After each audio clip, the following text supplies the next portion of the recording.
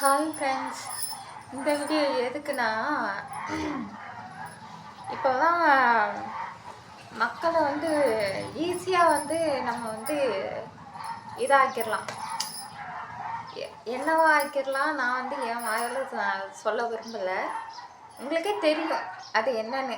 நான் என்ன பேச போகிறேன்னு கேளுங்க நீங்களே. ரொம்ப மாதத்துக்கு முன்னாடி ஐ லவ் திவ்யா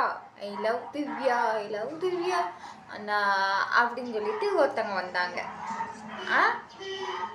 வந்தாங்களா. யூடியூப் சேனல் ஆரம்பிச்சு அவங்கள வச்சு தான் ஃபேமஸ் ஆனாங்க. நான் தான் அந்த கார்த்திக் திவ்யாவோட காதலன் நான் தான் அப்படின்னு சில யூடியூப் சேனலில் போய் நாங்கள் அது பண்ணோம் இது பண்ணோம் அங்கே படுத்தோம் இங்கே படுத்தோம் அப்படின்னு ஒரு ஆம்பளை பொம்பளை இஷ்டத்துக்கு பேசலாம். இப்போ அப்படியே மாறி போச்சு. முன்னாடி பொண்ணுங்களை பேசினாலே சும்மா விட மாட்டாங்க. இப்போ பொண்ணுங்களை என்னன்னாலும் பேசலாம், யாருனாலும் என்னன்னாலும் பேசலாம். அப்படியே ஆகிப்போச்சு. இப்போ உள்ள காலத்தில் ஆம்பளைங்களுக்கு தான் பாதுகாப்பு இல்லாமல் போயிடுச்சு. அப்படிதானே? அப்படிதான் மக்களே. இப்போலாம் ஆம்பளைங்களுக்கு தான் பாதுகாப்பு இல்லாமல் போச்சு. பொண்ணுங்கள்லாம் நல்லா இருக்காங்க, சேஃப்டியாக இருக்காங்க. அப்படி தானே இல்லையா? அப்படி தான் சில பேர் சொல்லிகிட்டு இருக்காங்க. 14-16 வயசு பையனாமா அவங்கள கட்டாயப்படுத்தி ரைப் பண்ணிட்டாங்களாமா. இப்போ அவங்களோட கற்பெல்லாம் போயிருச்சாமா. அந்த பையனோட கற்பெல்லாம் போயிருச்சாமா. அந்த பையன் ரொம்ப எப்படி சொல்கிறது, உங்கள்கிட்டலாம் இதெல்லாம் காமெடியாக தான் சொல்லணும். எனக்கு அந்த மாதிரி தான் இருக்குது. ஏன்னா இதெல்லாம் எப்படி பேசணும்னு எனக்கு தெரியல. எனக்கு இஷ்டத்துக்கு கோவம் தான் வருது. இவன் தான்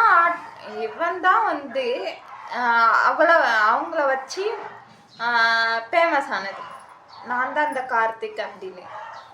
அவனை தான் நான் கல்யாணம் பண்ணிட்டேன்னு சொன்னான். இவன் என்ன கிறுக்கனா இல்லை கிறுக்க மாதிரி நடிக்கிறானா இல்லை நம்மளா கிறுக்கு நினச்சிக்கிட்டானா என்னன்னே ஒன்றும் புரிய மாட்டேங்குது. மக்களே சொல்லுங்க, மக்களே நீங்கள் தான் சொல்லுங்க. அப்புறம் அந்த அம்மா வேற இஷ்டத்துக்கு பேசுது.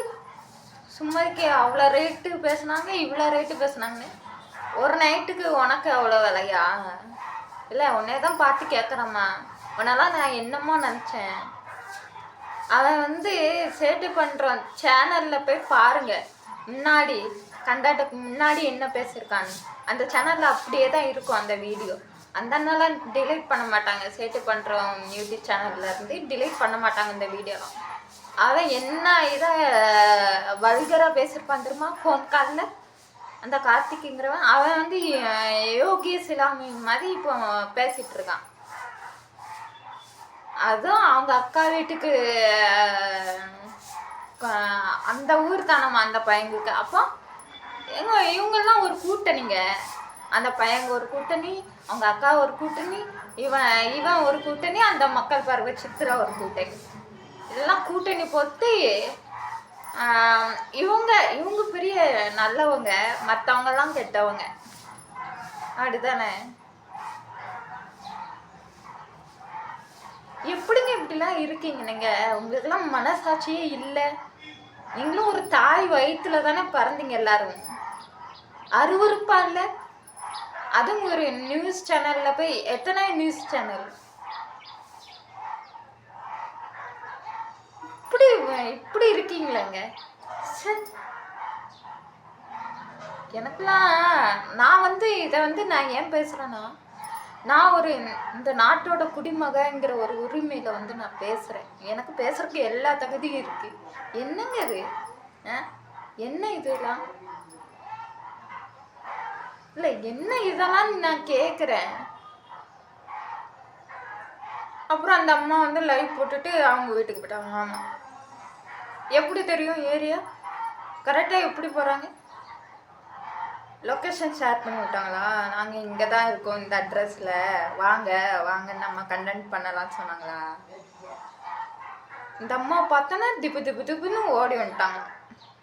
அம்மா என்னைய காப்பாத்துங்கம்மா அப்படின்னு. என் கற்பெல்லாம் சூறையாடுறாங்கம்மா. ஆமாம்மா அப்படின்னு. அட போவாங்கங்க. நாளைக்கு வேற இதுல குடியரசு தான் வேற வருது.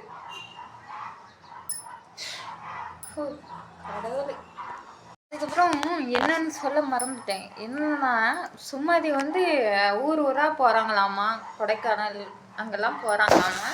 அங்கே வந்து காலேஜ் பிள்ளைங்க இருக்காங்கம்மா. அவங்களுக்குலாம் விலை பேசி இவங்கக்கிட்ட தான் விலை பேசுனாங்களாமா. இந்த மக்கள் பறவை சித்திரம் இருக்காங்கல்ல, அவங்கக்கிட்ட வந்து விலை பேசுனாங்களாமா. உங்களுக்கு இவ்வளோ ரேட்டு அப்படின்னு இவங்கக்கிட்ட தான் சொல்லியிருக்காங்க. பாவம் அந்த அக்கா வர தெரியாமல் சொல்லிட்டாங்க இவங்கக்கிட்ட வந்துட்டு. அதனால் எல்லாம் இவங்கெல்லாம் ஒரு கேங்கு. அதனால் சுமதியை பற்றி கரெக்டாக சொல்லிட்டாங்கன்னா பரவாயில்ல. இவெல்லாம் ஒரு பொம்பளை. இவளெல்லாம் நான் என்னமோ நினச்சேன், மக்கள் பார்வை சித்ரா மக்களுக்காக குரல் கொடுப்பான்னு. கடைசியில் இப்படி வந்து நல்லா செஞ்சு விட்றா. ஆமாம், மக்கள் பார்வை சித்ரா, உங்ககிட்ட ஒன்று கேட்கணும்னு நினச்சேன். உனக்குலாம் மரியாதையே கிடையாது. உனக்குலாம் என்ன மரியாதை? திவ்யாவை வந்து நீ கேட்ட, இந்த கார்த்தியை பற்றி நீ எதுவுமே பேச மாட்டேங்க. அது ஏன்?